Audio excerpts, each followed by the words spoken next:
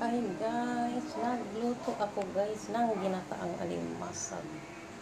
Lagyan ko ng kalabasa at malunggay. Ayan. Ulam namin guys tanghalian. Ay, pwede ka na lambay ya?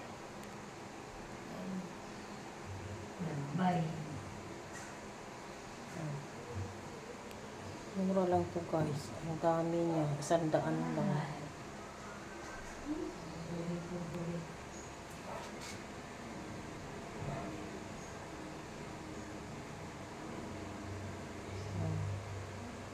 Mga wala pang ulam, pwede kayong kumuha.